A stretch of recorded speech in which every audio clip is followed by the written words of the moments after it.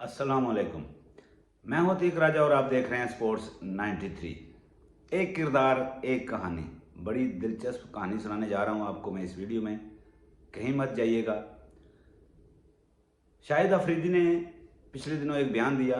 बात तो बहुत पुरानी होगी, उन्होंने उस पर सफाई देने की भी कोशिश की, लेकिन मुझे एक कहानी याद आ गई तो इसलिए इस पे बात करते हैं। शाहिद अफरीदी ने पिछले दिनों 2-3 दिन 4 दिन पहले बयान दिया इमरान खान के खिलाफ 9 मई के वाक़यात के हवाले से। इससे पहले भी वो खिलाड़ियों के बारे में बयान देते रहे हैं, तनकीद करते रहे हैं। जावेद मियांदाद पे भी उन्होंने तनकीद की और भी बहुत से खिलाड़ियों में तनकीद की। इस बयान के बाद शोएब अख्तर ने भी उन्होंने उनको आड़े हाथों लिया, शाहिद अफरीदी को। बात यह है कि शाहिद अफरीदी किसी को खातर में नहीं लाए। माजी में उन्होंने बहुत से खिलाड़ियों में तनकीद की, लेकिन कभी सफाइयाँ देने की कोशिश नहीं की। अब ऐसी क्या वजह होगी कि इमरान खान के खिलाफ 9 मई के वाक़यात के हवाले से उन्होंने बयान दिया और फिर रिग्रेट किया, उन्होंने फिर अपनी सफाइयाँ देने की कोशिश की। इसकी वजह क्या थी? वो समझते हैं कि मैं बहुत मशहूर हूँ और मुझे कौम बहुत पसंद करती है, मैं जो कहूँगा कौम बर्दाश्त करती जाएगी। लेकिन ऐसा नहीं होता। बेसिकली पठान हैं, सोचते कम हैं, बोलते ज़्यादा हैं और दूसरों में तनकीद करते हैं, खुद बर्दाश्त नहीं करते तनकीद। किसी अंदर के बंदे के मुताबिक वो खुशामदियों में घिरे रहते हैं।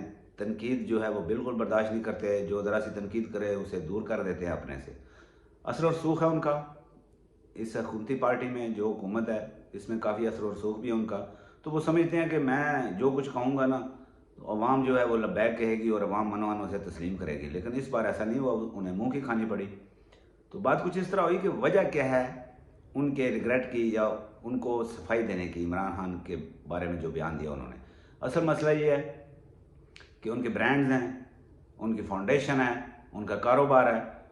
तो अब पाकिस्तानी अवाम के पास और कुछ नहीं रह गया, बाइकाट। तो जब बाइकाट होना शुरू हुआ, उन्हें पता चला कि ये तो बड़ा मसला हो गया, तो फौरी तौर पे इमरान खान के खिलाफ जो बयान दिया था उस पर सफाइयाँ देनी शुरू कर दी। तो मुझे एक कहानी याद आ गई कि गाँव में एक आदमी रहता था, उसे गालियाँ बकने की बहुत ज़्यादा आदत थी। वो बात कम करता था, गाली ज़्यादा देता था, हर बात में गालियाँ देता था।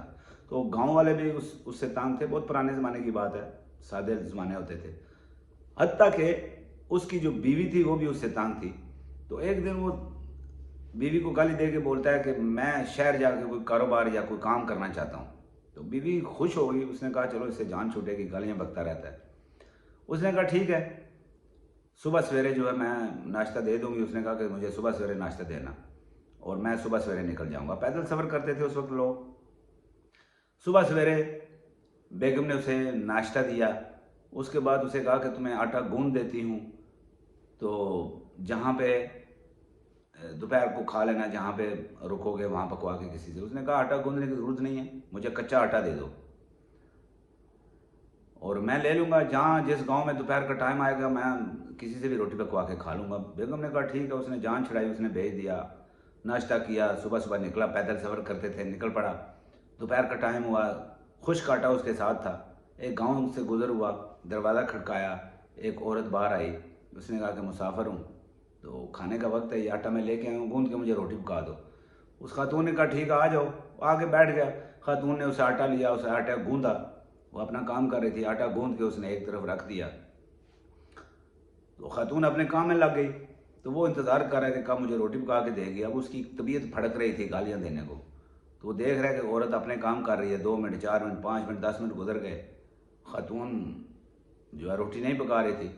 तो आखिर उससे रहा ना गया, तो उसने गाली बकी खातून को और फिर उसे कहा कि मुझे रोटी पका के दे, मुझे जाना है। खातून को गुस्सा आया। उसने जो आटा गूंदा हुआ था वही उसके कपड़े में डाला, डाल के उसे दिया। तो उसने कहा चल भाग यहाँ से। अब उसने अपने कंधे के पीछे वो पोटली, गूंदे हुए गीले आटे की पोटली उठाई और कंधे के पीछे डाली और चल पड़ा कपड़े में।